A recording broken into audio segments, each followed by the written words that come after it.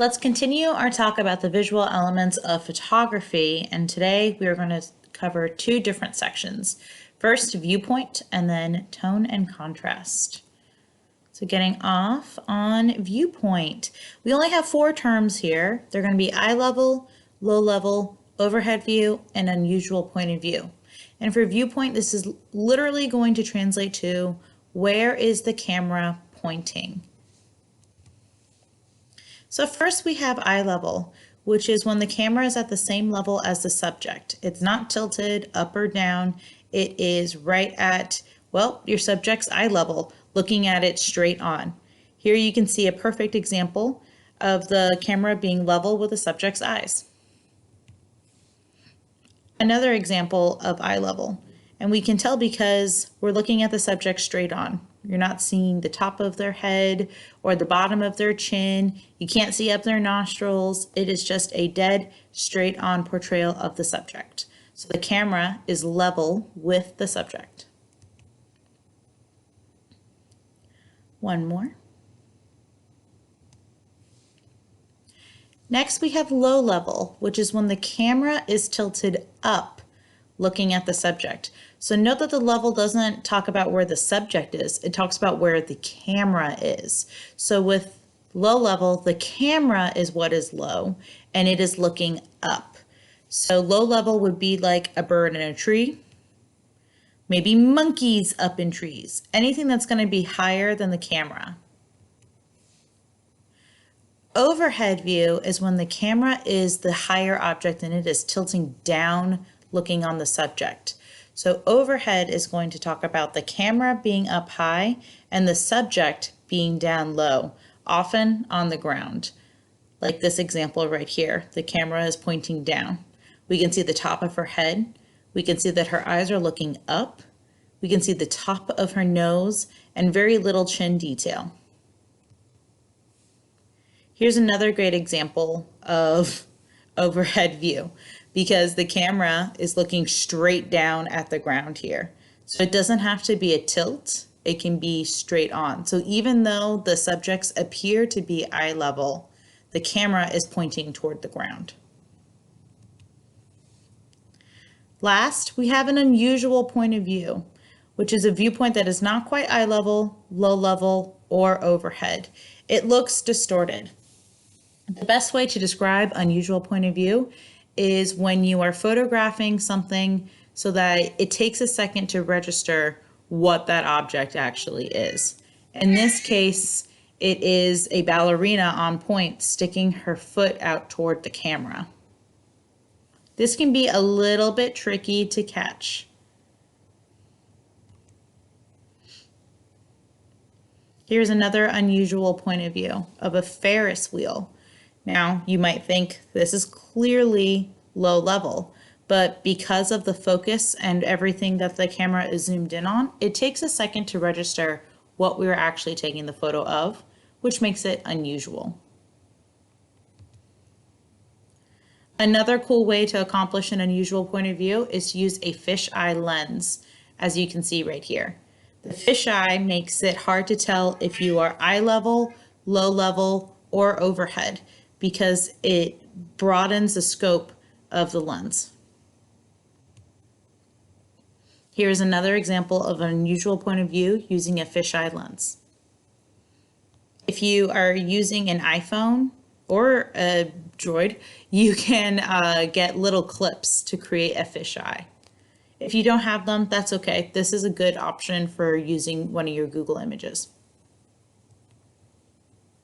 Next, we're going to talk about tone and contrast. And again, we only have a couple of terms here: high key, low key, full scale, high contrast, and low contrast. And this is all going to be talking about how bright our colors are, or how vibrant our darks are, and how bright our whites are.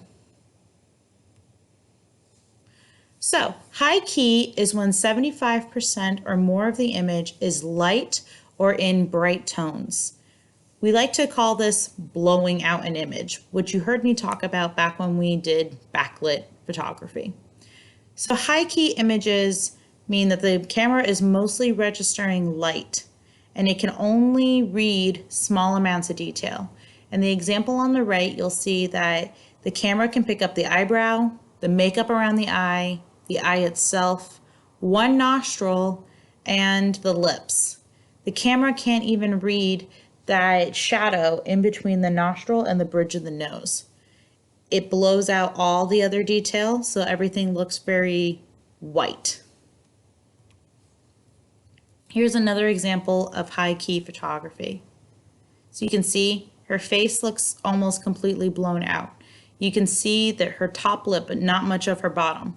You can see a little bit of her neck, but as it disappears into her shoulder, it's because it's all in high key light.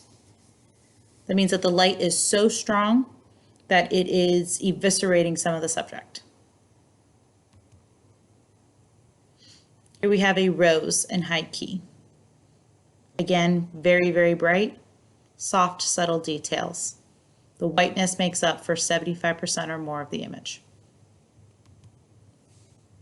The opposite of high key is going to be low key, which is when 75% or more of the image is actually dark or in black tones. So here we can see a woman silhouetted by a little bit of light along the edge of her nose and down to her lips. And we can see a few highlights in her hair and a black background. We get minimal detail of her face through the light aspects, but the majority of the photo is black. Here's another beautiful example where half of her arm disappears into the darkness. Everything below her neck also disappears into the darkness. 75% or more of the image is black, and it looks like a figure is coming out of the darkness. Here we have a hand, and the only thing that you can make out from the hand is the tiny little bits where light touch. This gives you a high texture image. Next, we have full scale, which means that you have many tones of black, gray, and white present, but none of them outweigh the other. This is a great example of an Ansel Adams piece where we have grays in the sky, blacks in the background building here, whites in the path leading up, and then some more grays. Full-scale images have very white whites, very dark blacks, and a variety of grays in between. So the full spectrum of white to black is present. Here is another example of a full scale, and we can tell it is full scale by the white highlights trimming around the edges of the flower, and the dark blacks in the background, and in the seams inside where everything meets. The leaves or palms or petals themselves are gray. Here's what a full-scale image looks like when it is in color. It's a little bit harder to spot than when it is in black and white. Because of this, we'll probably work mostly with black and white images. But as you can see here, we have bright whites going on in the background. And if we were to turn this to a black and white image, these etchings in the canyon would be completely black, whereas everything else would fill in shades of gray in between.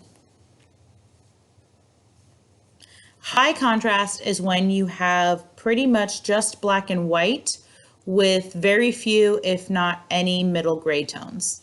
In this example, you can see in this face, the shadows are all black, and there's just tiny little bits of gray edging around, whereas her face is completely white. This is achieved by photographing a subject in a dark room with a spotlight. You can also achieve it in the light, but by amping up the contrast. A lot of you have probably accidentally done this in Instagram a whole bunch of times. We can see that we have very vibrant blacks and very bright whites and very tiny amounts of gray in between. It tends to make your subject look a little bit washed out, but very dramatic. And here's an example of that occurring in nature. Because we have snow on the ground, we get a lot of whites here. And then because the subject is sheep and they have black on their bodies and in their ears, we get a lot of darks without getting a lot of gray in between.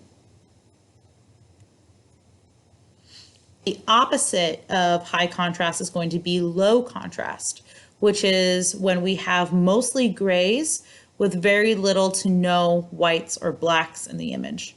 So when you look at this black and white image of a dog laying on its porch, you can see that we can't really see any bright whites. We have a few dark blacks, but the full spectrum is not present. We only have fields of gray. Here's a color example. Take a second to reflect on what type of weather is causing this. It's a fog. The fog is graying out everything in the environment and making the water and the sky look more gray. We get tiny bits of pops of color, but they're not very saturated because of the fog. So here we have some white, but not very much black. The image is mostly compiled of gray tones. And that is it for today. You have a total of 9 terms to define in your digital sketchbooks. Remember to take a photo for each one. If you can't take a photo, that's okay. Skip it. Try to find a photo that might be existing in your Instagram or in your photo library. But remember, we don't want a lot of editing in going into these photos before we use them. The idea of this is that we are using natural photos. Add these 9 terms to your digital sketchbook, and next class we'll be moving on.